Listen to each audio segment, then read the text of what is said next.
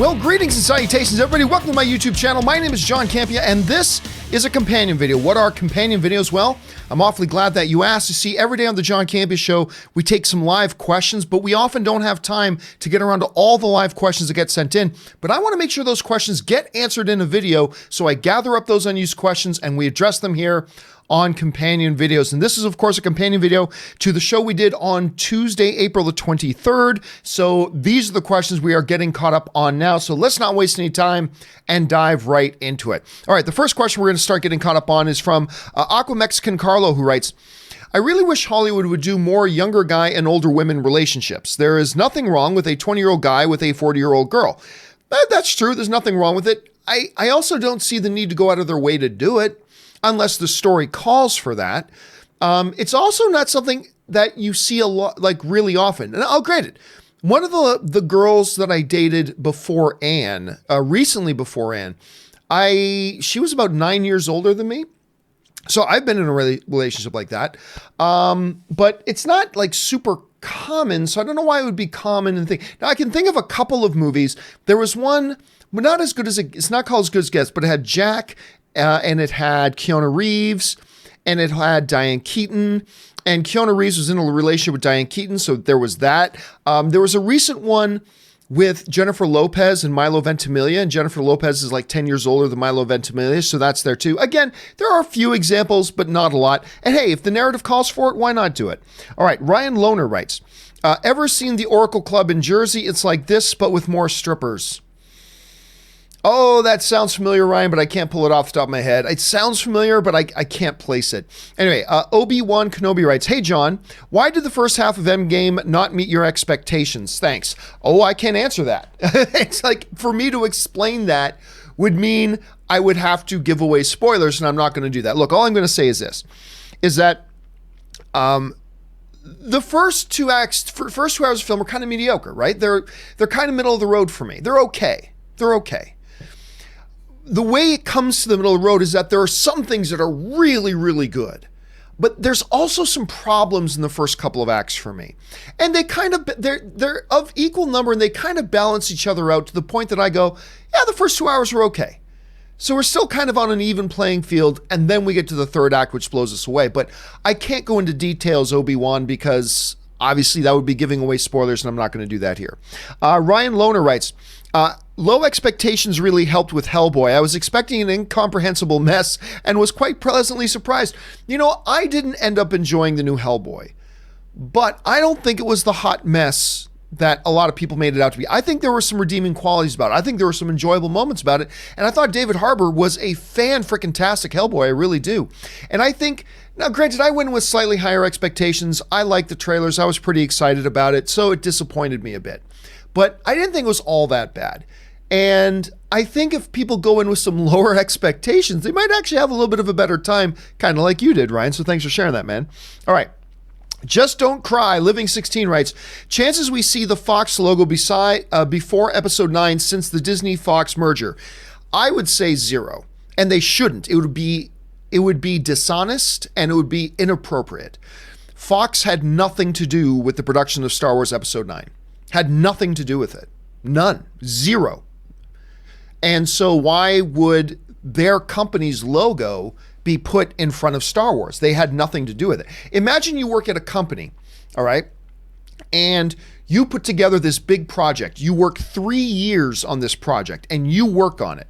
And then the boss goes, hey, we've got this guy named Eddie who also works for us. We're going to put his name on the cover of the project too. Is that okay? Because he works for us too and you work for us, so it's fine for us just to put Eddie's name at the top, right? You would be pissed because Eddie had nothing to do with the 3 years of hard work that you put in.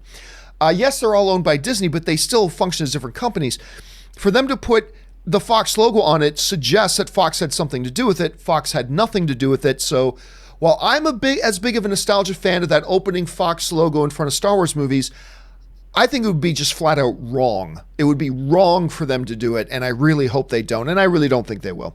All right, Leon Flowers writes, any point in Endgame to run to the bathroom? Yeah, I believe there is. I believe almost you'd want to stick around for the first hour And as long as you go to the bathroom before the movie starts, that shouldn't be a problem. There's a bunch of moments in hour number 2 that I think you can safely, as long as you don't dally, you can sprint out, be back in your seat in 2 minutes. I think there's several points in the second, but you want to do it before the third hour. Because the third hour, as I said in my review, which is now up, the third hour is the greatest full hour in the history of the genre of comic book movies. There's never been a better one solid hour in any comic book movie ever, in my opinion, at any rate. You do not want to miss that. So if you're going to go somewhere in hour 2. All right, that's my thought at any rate. Connor Etchels writes, seeing Endgame midnight tomorrow in London, booked the next day off for work. Too excited. Hope you and Robert have a great time later. Love what you do. Well, yeah, Robert and I went to go see it for a second time today, and I took Robert with me. Today was Robert's first screening of it. Spoiler alert, not really, but Robert loved it. Robert loved it. I think he even liked it more than me. So Robert loved it, and we did have a great time at the second screening, and I'm looking forward to you seeing it, Connor. I hope you have a great time, man. All right, DC Patience writes, how often do you read the show comments section? Every day. I mean, obviously, I don't respond to, well, I'll respond to one or two or a couple, but I obviously, there are hundreds of comments that get left, so I can't spend, hours a day going through and answering all comments. But I definitely open it up. I start glancing through them, especially lately, because I have to go through and glance and make sure there's no Endgame spoilers, because I got to delete those. But yeah, I pretty much go in there almost every day, if not every day, and read every single one. Michael Bradley writes, hello, John. Over under 1%, you and Robert get thrown out of Endgame due to an argument about Star Trek Discovery. Have a great time. Yeah, Robert and I have complete polar opposite opinions on Star Trek Discovery. I think Star Trek Discovery, to my shock and surprise, is an outstanding television series. Absolutely outstanding. I love it. It's not my favorite show on TV, but I think it's outstanding. Rob really dislikes it a lot, and we just have no common ground on that. So when we're by ourselves and chatting, we'll have some fun going back and forth on it. But no, we don't. We will not get thrown out, nor did we get thrown out of Endgame arguing over that. We know not to bring it up with each other. Vaishno Zin writes, Mediocre was picked and blown out of proportion. Well, I mean, here's the funny thing. So when I came out, one of my things, Mediocre, if you actually understand, I had somebody speaking of reading in the comments section, DC, somebody wrote in my comments section, John, you don't know how to use words. Mediocre means total shit. And I'm like, no, they said, John, you need to pick a better word. Mediocre means total shit. I'm like, no, I don't need to pick a better word. You need to pick up a dictionary, and you also seem to need to pick up an education, because that's not what mediocre means. Mediocre pretty much means okay. It's middle of the road. It's okay. That's what it means. It doesn't mean it's horrible. It doesn't mean it's bad. And I said, I said in my tweet that the first couple hours were okay. They were mediocre. And I said they were mediocre. They will equal parts big pros and equal parts problems. So, and I was very specific in my tweet. And I said, but the final hour is a magnificent, geeky, wet dream. It's just outstanding. So overall, so if you got 2 parts okay, 1 part outstanding, that equals pretty damn good. But yeah, some people just picked up on that word mediocre, and they said, John says Endgame is mediocre. It's like, no, I said there was a part of the movie that was kind of mediocre, that was equal share of pros and cons. And then the big final hour was absolutely magnificent and like a wet dream. John said the movie's mediocre. And it's like, so people, but it's what human beings do. Human beings cherry pick what they want to see. And then they isolate on that and just focus on that. And it's, what, I've given up trying to correct stupid people. I've just given up. I wrote it very clearly. But some people want to focus on that. If people want to run around being stupid, I just let them run around being stupid. No stopping them anyway. Gino Thompson writes, AMC theaters extended to 24-hour showings of Endgame. I have no doubt they would. They did the same thing for The Force Awakens. They did the same thing for Infinity War. They did the same thing. They've done that a couple of times. At least 2 or 3 times, where you've gotten like big theater chains would then, not entire chains, but certain locations would like add more screenings and start running 24/7. I remember when the first Avengers came out. I was at the AMC Burbank 16, and the day of the opening, they kept adding more and more screens until every single screen, all 16, were playing Marvel's The Avengers. And then they were adding later and later screenings till it was just running 24/7. So they've done it before. So I have no surprise, no shock that they would do it again. Of course they would do it again. This movie's going to be huge. Greg C. writes, just one question. Did you cry at the Stan Lee cameo? I did not, but I'm not a crier. I'll get emotional, but I won't, start weeping and crying in movies. It's only happened like 4 or 5 times in my life, maybe 6 times in my life in movies. I loved the Stan Lee cameo, but I mean, the Stan Lee cameo can be anything. It could be a guy sitting scratching his balls on the lawn, and that's it, and we would all love it because it's the final Stan Lee cameo. So I loved it, but I didn't cry, no. MZod780 writes, while I am glad that Endgame is getting such positive reviews, I can't help but feel that it will not live up to my expectations simply because it has. That's always a problem with every movie, though, MZod. Every movie that we're going into that has like ludicrously high rave reviews, we then take that in our heads and then bump it up another 10%, right? And then sometimes we hype it up so much that it's difficult for that movie or any movie to live up to our unrealistic expectations. And that's why I tell most people for all movies, I don't care if it's a Marvel movie, DC movie, a Star Wars movie, a James Bond movie, I don't care. Manage expectations. Understand that any movie can have bad parts. Every movie has some flaws, or any movie can suck. Just understand that when you go in, and I think you won't set yourself up for disappointment, and maybe it'll actually heighten your enjoyment of it if you go in with slightly more realistic expectations. But it's hard not to get, caught up in the hype train, right? It's hard not to get caught up in that, and even I do that. Let's see. MZod780 follows up with, committed what I consider an ultimate sin, creating hype that it will never be able to meet or exceed, really hoping to be proven wrong. Well, I mean, again, here's the problem, though. You come out of something like Endgame, or I remember saying when you came out of like Infinity War, John, is it better than the Avengers? John, is it better than The Dark Knight? John, is it better than The Godfather? Why is that the first place we go? Why do we as film fans not just start with, is it good? And why isn't good satisfying? Why don't we just ask, hey, is the movie good? Is the movie good? But we go in there like, when people ask, like I come out, it's like, John, so, and seriously, you'd be surprised how many people ask me this. John, is this the best movie ever? Well, okay, so I can already tell that if I don't tell you right now that this is the best movie ever, whatever movie it was we were talking about, if I don't tell you that this is the best movie ever, the way you phrase that question, I can already tell you're going to be disappointed unless it's the best movie ever, and that's unrealistic. And that's not healthy fandom. Why don't we start with, is the movie good? And just go into a movie hoping that it's good. Just hope that it's good and it's entertaining and it was worth our time. And then anything above that is just bonus. So I think we all do it though, Emzon. I think we're all guilty of that, of setting unrealistically high expectations that we then disappoint ourselves. And it's not just comic book movies or Star Wars movies or whatever. It can be anything, but it is something we tend to do and we should keep an eye on that. All right. Ivan Katzaroff writes, are the trailers and TV spots from the first 15 minutes? No. I'll tell you that right now. You know how they were saying like everything in the trailers is like from the first 20 minutes of the movie? Not true.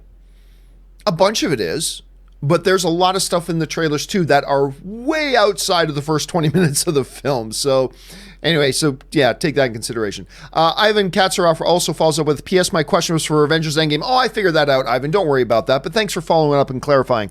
I always appreciate it when people, because you guys have seen, sometimes people rush to write in a question and I'm like, if Buki on 5 make movie, how happy Easter Mookie fun? Like, what? And I don't understand. I always appreciate when somebody thinks there might not have been clear that they actually follow up just to clarify. Makes my life a lot easier, and I thank you for that, Ivan. Thank you very much. Matt Pollock writes, over under 50%, Disney makes $10 billion at the box office this year. I'm going to take under. That even under the most optimistic expectations, that seems to be a little bit out of reach. So no, I don't. I'll take the under 15, not zero, but I will take under 15. Emmett Beach writes, are these films like Shakespeare? We know how Hamlet ends. We just want to see how a production handles the material. These characters will continue while they make money. We just want to see what Russo/Feige does with them. No, I wouldn't say they're like Shakespeare. I mean, I wouldn't say these things are Shakespeare, but there is a similar trait to Shakespeare in the sense that, look, we know the heroes win, unless it's Infinity War, in which the heroes lost, but we know the good guys win, we know all that kind of stuff, but it's about the presentation of it. How is the material handled? What are we getting? That's why most of the time, there are exceptions, but most of the time spoilers don't bother me so much, because to me, it's not about knowing what the ending is, it's about the journey getting us to that ending. That's the exciting part.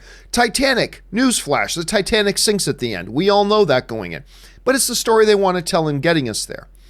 But you do want to stay kind of spoiler-free for Endgame because there's a lot of surprises. And it's not about having the movie spoiled for you, because I don't think finding out a few facts about a movie spoils the movie. But it's about not getting certain surprises spoiled for you. There are moments you don't want spoiled, and that's kind of what I see on that. But yeah, otherwise, it is about just seeing what they're going to do. When I go into a Guardians of the Galaxy movie, I'm expecting the Guardians of the Galaxy to win. But it's about that journey. It's about what they do. It's about how they execute the material. And so, yeah, I think you're right about that, man. Okay, Black Nerd 45 writes, is there a post-credit scene to wait for? It's looking like there's not. I actually put up on social media that in the premiere, they didn't even show the credits at the premiere. They didn't even show the credits. And at the press screening, there was no post-credit scenes, but it almost felt like they cut them out. I didn't know that for sure. So anyway, I got on social media and let people know, hey guys, just so you know, I saw no post-credit scene at the premiere, and at the press junket, there was no post-credit scene, even though they showed the full credits, but maybe they cut them out, because that's happened before. I think it was Guardians of the Galaxy where at the press conference and at the premiere, they didn't show us the post-credit scene. So it's happened before, although it's rare. But I've had other people in European countries then responding to me saying, hey, Endgame's open here now. I went to go see it. There were no post-credit scenes. So it looks like right now there's no post-credit scenes. I can't confirm that, but it sounded like there are no post-credit scenes for this. Lawrence writes, John, you said the first 2 hours are mediocre. Hyperbole? No, I stand by that. It's okay. It's mediocre. It's all right. It's not bad. It's not great. It's middle of the road. It's okay. Because like I said several times, it's a balancing act of some real problematic areas and some really outstanding areas that kind of cancel each other out and balance each other out. So I'm left with the first couple hours that are okay, but they pay off. They pay off. In the same statement where I used the word mediocre, accurately so, I also said the final hour is magnificent. It is the greatest hour ever in any comic book movie, and a lot of that stuff in the first 2 hours kind of set that up. And so the payoff is outstanding. So no, it's not hyperbole. To me, look, and there are going to be others, maybe you, who see the first 2 hours and absolutely adore the first 2 hours. Maybe some of you will think the first 2 hours are better than the final hour. That's the subjectivity of film. All I can do is tell you what my experience with it was. My experience was the first couple hours were okay. Some really great moments, some problematic moments. Oh, so if they balance each other out, okay. But it's the final hour. It's the final hour that you have lived and breathed for. Believe me, I'm not going to give anything away, but it's simply the greatest 1 hour in the comic book movie history, in my opinion. Now, maybe you won't feel the same way, but that is my opinion. But nope, I stand by that word. Again, you might not agree, but I'm not trying to tell you what you'll think. I'm not trying to tell you what your sister will think. I'm just telling you what I thought. And I thought the first 2 acts were kind of mediocre. I thought they were okay. And then the end comes, and then it totally changes the story. But anyway, that's just my thoughts on that. All right. Opium versus RNG writes, is Endgame a multiple viewing movie or just once? It's a multiple viewer. And it's going to be tough for that because it is a 3-hour film. But my God, I found myself getting emotional, like more emotional in that third act of the movie watching it earlier today than I did last night. And I was blown away last night when I saw the third act. But tonight it was even more so. There's so much goodness packed into that third act. Again, I think the best act in any comic book movie in history, that it is, I think, absolutely a multiple view film. I think it's a multiple view film. That doesn't mean I think it's the greatest movie of all time, but it's definitely a multi-view film. Shawa Hall writes, are the trailers really full of Mr. X? I don't think answering that question is a spoiler, so I'll go ahead and answer that. No. There's a few minor things that you can tell. It's like, oh, that was taken out of the trailer. But that's really about it. A couple of little things like that, no. There are no big, huge, major perception-altering Mr. X in the trailers that I can think of off the top of my head, which kind of goes back to what Rob and I were talking about before, that we started having a theory, maybe the Russo brothers saying they're a Mr. X is in and of itself the misdirect. Maybe them saying there is Mr. X is the misdirect itself. And it kind of looks like that's the way it was. Anyway, Pedro Maldonado writes, do you think Black Widow will die in Avengers 4 to help release the Hulk? Considering a relationship between Bruce and Black Widow was shown in Avengers 2, in the Black Widow movie will be a sequel. I have no idea what you mean by that last sentence. But clearly, Pedro, I can't answer that question because I've seen the movie twice. So for me to answer it would be to give away spoilers. So I appreciate the question, but I am in a position that I am not. If I hadn't seen the movie, I could speculate with you. But since I've seen the movie and you know I've seen the movie, I cannot answer that question because I can't risk spoiling information for people who haven't seen the movie yet. Sorry about that, but it's a good question. James Wheeler writes, my Bruins against your Leafs. May the best team win. Well, this year the best team was the Leafs and they choked. Congratulations to Boston. Boston won Game 7 5-1. I'm not going to lie, guys. I'm in a foul mood. I really thought this was the year the Leafs would go deep in the playoffs. I didn't think Stanley Cup, but I really thought this was the year the Leafs would go deep in the playoffs. I am tremendously upset.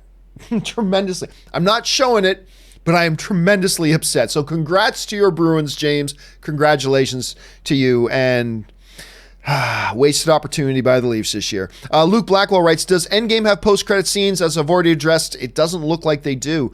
Pedro Maldonado writes, oops, meant Black Widow will be a prequel. Big fan since AMC. Again, well, I appreciate that, Pedro, but again, I can't answer that because I've seen the movie and it would be giving away spoilers if I try to answer it. Click My Vid writes, so when can we pee? Almost any time in the second hour. The second hour, don't go in the first hour because it's kind of just setting everything up. Definitely don't leave your seat in the third hour. But somewhere in the second hour, you can probably run out for 2 minutes and you'll be okay. Bennett Tompkins writes, come on, John, give the Warner Brothers money back and tell us what you really thought of Endgame. LOL. Yeah, I know. It's funny. It all depends on which losers are coming at me on a particular day.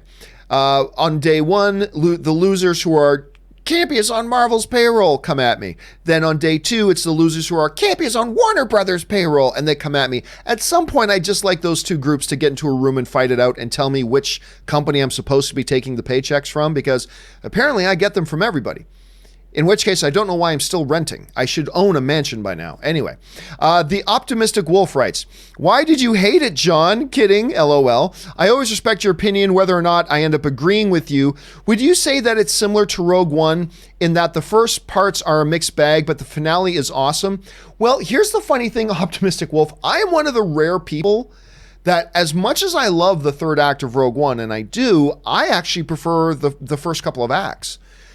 I think they do incredible world building and character introductions and story building, and I really like the first two acts. So I am a weird one when it comes to Rogue One in the sense that I actually prefer the first part of the film as opposed to the second part of the film, but that's just me. But in general concepts, that what you describe is kind of how I feel about it. The first 2 hours are a mixed bag. Some incredibly good stuff, some problematic stuff. Mixed bag. Mediocre. Okay. But then it all sets up to the end. And, here's a sports analogy for you. Follow me here for a second. You know, some people say to me, well, John, you can't say you like the movie if you thought the first 2 acts were only okay. It's like, well, then you don't know anything about movies. Here's the thing. Think of it in terms of a hockey game. Follow me here. All right? Follow me here. A hockey game has 3 periods, right? First, second, and third periods. If your team outscores the other team 5-0 each period, what's the final score? 15-0, right? So if your team outscores them 5-0 in the first period, 5-0 in the second period, and 5-0 in the third period, then the end result is a 15-0 thing. That's a huge, ridiculous blowout, right? Okay. To me, Endgame is like period 1 was 0-0, so kind of even. Period 2 was 0-0, even. But period 3, we outscored them 15-0, and so the end score is 15-0. So it's the same thing. Period 1, 5-0, period 2, 5-0, period 3, 5-0 for a 15-0 score. Yay! Well, guess what? If we didn't score in the first period or the second period, but we score 15 in the third period, we still end up with the same score, 15-0. So yes, it is possible to not like certain aspects of a film and still really appreciate the film overall by the end, because you're not judging the film on individual moments. You're judging the film with the totality of the packages once you're done your viewing experience. My overall viewing experience of Endgame is really quite good. This is a very good movie.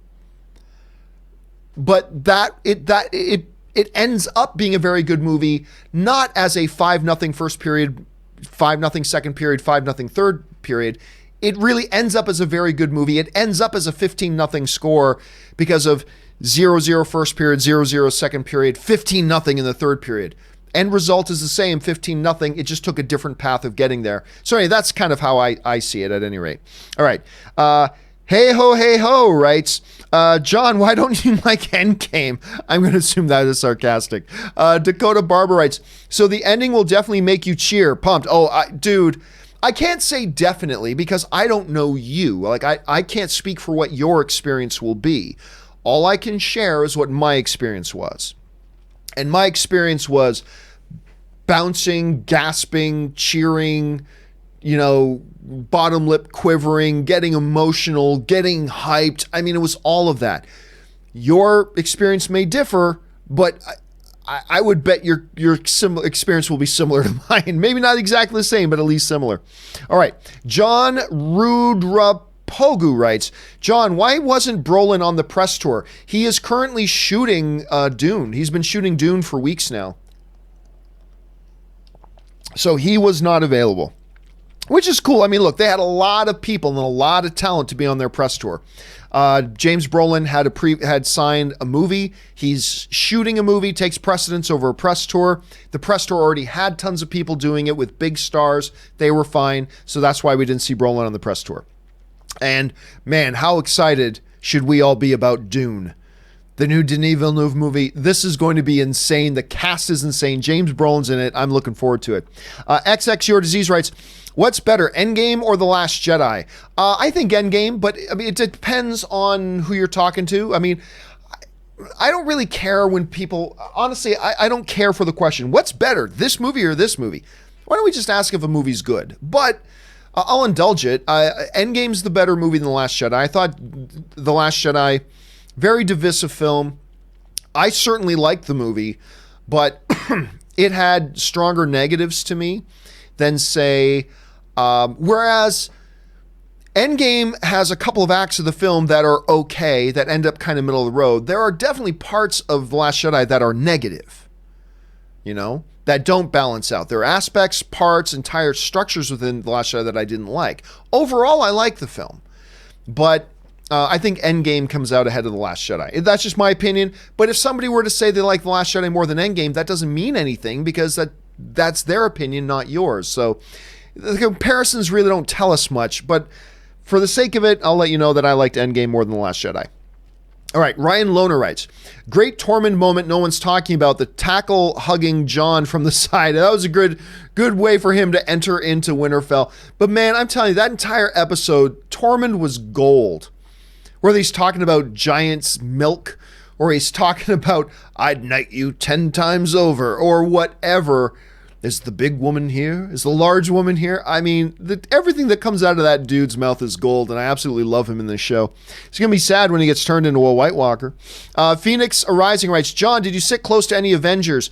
You know what? A lot of times at these premieres, I do get lucky enough that I sit relatively close to a bunch of the cast. Not this time, actually. The closest I was to a cast member was Chris Pratt, was about kind of right in line with me, about 4 rows up. But I mean, they were all there, but that's the closest Avenger I was sitting next to. I was sitting actually very close to Lawrence Fishburne, but Lawrence Fishburne isn't in the movie, and a few other people. But actual cast members, actually, this time around, I didn't get very close to any of them, to be honest with you. Let's see. Daniel Weissy writes, how much will the number 2 movie make this weekend?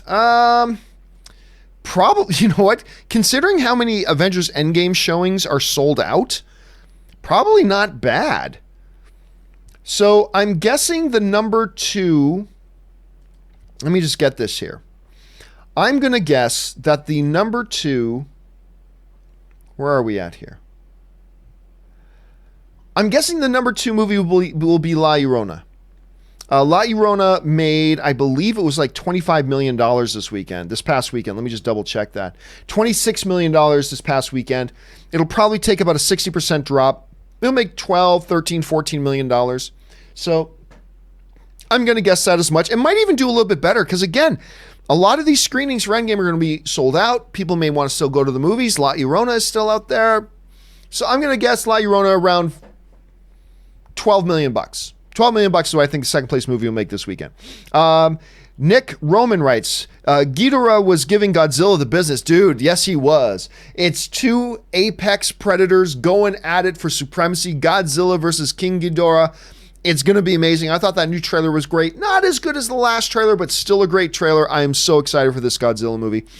Stubble McShave writes, do you think Dany's zombie dragon will kill her? Oh. You know, it's funny because Rob and I talked today about our Game of Thrones Deadpool for the Battle of Winterfell, and we both think there's a pretty good chance Dany dies in the Battle of Winterfell. There would be something tragic and heartbreaking if she actually died at the hands of, at the quote-unquote hands of her former dragon. So I don't think that's what's going to happen. There's some people who don't even believe that, what's the name of the dragon? Viserion or something like that? Anyway, there are some people who don't even believe the dragon's there. So, which is a possibility. So I'm going to guess no, but man, how dramatically tragic in a great way, but how dramatically tragic would it be if that happened? It would be really interesting if they did that. L. Tiburon writes, is there an epic moment in Endgame a la when Thor, Rocky, you mean Rocket, and Groot arrived in Wakanda in Infinity War? Well, I'm not going to go into any details, but look, if you've heard me talk about the third hour of this movie being the most epic, incredible, fantastic, best single hour in any comic book movie in history, then that alone should tell you that there are several pretty damn epic moments. I'm not going to be any more specific than that at the risk of spoiling something, so take my words and interpret them as you will. AKA Alan writes, is there any foundations in Endgame for the future?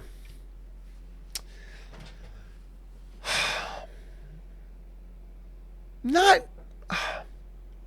I'm trying to decide what I can actually say and what I can't, because again, I want to be very, very cautious about treading on spoiler territory here. You know what, AKA Alan, I'm going to take a pass on the question. I don't want to say anything that could be construed as a spoiler. I'll say this though, it really will, a lot will depend on your interpretation of so this thing happens in the movie. Was that foundation for the future? I mean, some people might say yes and some people might say no. So it really all depends on your interpretation of it. But I really can't go into it much, and I don't want to speculate too much or say anything too out loud, just in case I say something that somebody would interpret as a spoiler. So yeah, sorry, man. That's the best I can do. Connor Berry writes, where will Endgame end up on the Rotten Tomatoes rating? I came out of it and I said, Ann and I actually talked about that. Ann, as soon as the movie ended, says, okay, where do you think it's going to happen on Rotten Tomatoes? I said 90. So I'm going to guess that when it's all said and done, it'll come in around 90. That's my guess, give or take. So we'll see. Let's see. Jonas Moisio writes, but who will be turned into a White Walker in Game of Thrones? Well, I think a lot of that depends on who gets killed, because I think anybody who gets killed will be turned into a White Walker. So I think Brienne of Tarth, Brienne just had the best episode she's ever had in the show, happier than she's ever been. She fulfilled a lifelong dream, becoming a knight. That usually spells disaster for somebody. I think Brienne of Tarth dies in the Battle of Winterfell. I said that as if I was certain. I'm not certain. She very well may not. But I'm thinking there's a pretty darn good chance she does. And if she does, she gets turned into a very dangerous White Walker. Suave Marshall writes, hey, just wondering, was the Stan Lee cameo in Endgame good, or would that be a spoiler? Well, like I said a little bit earlier, Suave, let's face it. Honestly, it's true, though. I'm joking around, but it's true. If Captain America was just walking down the street and Stan Lee was some guy sitting on a lawn chair on his lawn, scratching his balls, drinking a beer, we would think that was wonderful because it's Stan Lee, right? So I'm going to say it's the Stan Lee's cameo is good because I enjoyed it, but I think we're all going to enjoy it. But let's face it, we were all going to enjoy it no matter what it was he was doing. So take that with a grain of salt, I guess. Okay, Brandon Venezuela writes, if they kill off Tony or Steve, then I don't know how I'm going to feel about the MCU going forward. Well, look, let me say this. And this is exactly word for word what I would have said had you asked or had you said this to me before I saw the movie, okay? This is the exact same thing I would have said and that I have said in the past. It's not about what they do. It's about why they do it and how they do it. It's not about what they do. It's about why they do it and how they do it. It's a scenario of, is there narrative purpose? Does whatever we're afraid of happening serve the story? Does it propel the story forward if they do it? And then they execute it in a great way. So I am certainly not saying either Tony or Steve die or that they don't die. But the thing is, like I've said for a long time, I don't want certain things to happen in Endgame. But if they do them, and they're done in such a way that it demonstrably serves the narrative and serves a narrative purpose and serves dramatic purpose, and they execute it well so that it's satisfying, then I'm okay with it, even though in general it's something I don't want to see. So I would say go into Endgame with that sort of a mentality, and I think you'll be happy. I'm not going to say whether you'll be happy about this specific thing or not, but I think you're going to be happy. Okay, Jackson Duwarik writes, overall, were Endgame theories way off? Well, there were so many Endgame theories. Some of them were very way off. Some of them were bang on. There are things I never thought would happen in this movie that don't, and there were things that I never thought would happen in this movie that do. There were things that I thought for sure would happen in this movie that do, and things that I thought for sure would happen in this movie that don't. So you can't just say were Endgame theories way off. Well, there were so many of them that a number of them were bound to be right, and sure enough, some of them are right. And sure enough, a bunch of them were wrong. So it's, there were some that were way off. There were some that were bang on the money. I mean, that's just the way that I can explain it, I guess. Let's see. Jerry Long writes, I'm from Hong Kong, watching Endgame in 24 hours. You're one of my favorite reviewers. Oh, thank you so much. After Jeremy Johns and Chris Stuckman. Sometimes I disagree with your review, though. I hope this time as well. Thanks. That's the funny thing. You hope you don't like the movie? Because I like the movie. I've made that pretty clear. So you hope you disagree with me. So you're hoping you don't like the movie? Like, I've never understood that. Like, I'll say, I really liked a movie. I thought a movie was solid. I give it a 7 out of 10, which to me is a very solid score for a movie. I give it a 7 out of 10. And then some guy will say to me, oh, I completely disagree with you. I'm like, really? You completely disagree with me? That's interesting. Yes, I completely disagree with you. I think you're completely wrong. I give this movie an 8. I'm not kidding. That's a conversation I've had a couple of times. I kid you not. That's a conversation I've had a couple of times. Been yelled at that I'm completely wrong and somebody completely disagrees with me, and they end up telling me that their score was like 1 point or 2 points different from mine. This is the world we live in, folks. I completely disagree with you. Oh, really? This movie is at least an 8. So we were 1 point off for each other, and that's me being completely wrong. Like, dude, it's the same score. It's pretty close to the same score. We both give thumbs up to the movie. Anyway, Jerry, I would say do not hope that you feel differently than me, because I like the movie, so I hope you like it as well. Gessus writes, there was foreshadowing. Night King doing something unexpected, attacks King's Landing with a smaller force at the same time. Huge pop to turn, less prepared to deal with Wonder Woman? Oh, White Walkers. Mirrors Tyrion versus Jaime. See, here's why I don't think that's going to happen. Although it very well could. It very well could. Because at the end of the last episode, as the White Walker army is approaching Winterfell, you don't see the Night King. Where's the Night King? Right? So that's a possibility. The reason I'm not on that train of thought right now is because I really think dealing with King's Landing is going to be the ultimate last couple of episodes. I think they deal with the White Walkers in the Battle of Winterfell and the next episode, and the last couple of episodes is about Winterfell versus King's Landing and the battle for the Iron Throne. I could be wrong about that. I could be dead wrong, but that's just my, wild fan speculation at any point. But we'll see. Lots of possibilities there. All right, Undead109 writes, how many end credit scenes and their quality? Again, from what I could tell, it looks like none. Now, I'm going to go watch it on opening night with a regular audience on Thursday night, and maybe they'll show us some there, but I'm hearing from other people in different countries that they're not showing post-credit scenes, so maybe there's none, actually. Stu Padasso writes, I'm so jelly, my innards is jiggle also. Everybody's feeling jiggly. Everybody's feeling jiggly, Stu. All right, Tyler Hayes writes, was the 3-hour runtime worth it for Endgame? I'll say this. I think it could have been a little bit shorter.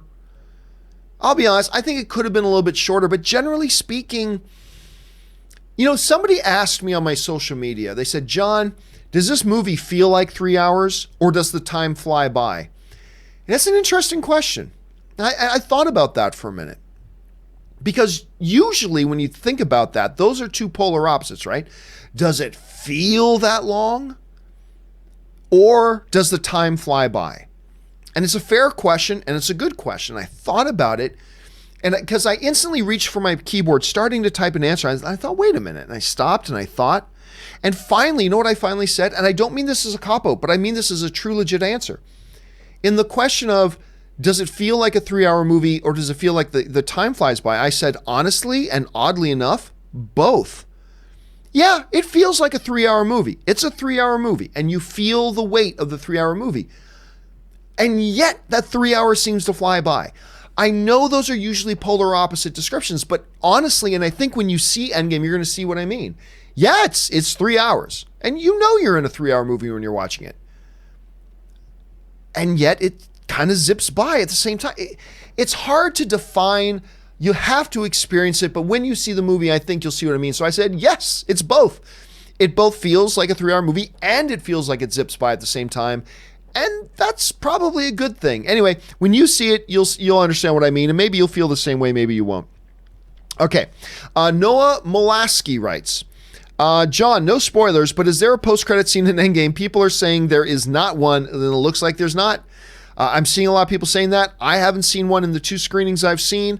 I'll know for sure on Thursday, but the word I'm getting from around the globe from our international viewers is that there is no post-credit scene. I really thought there would be one. But it looks like there's not.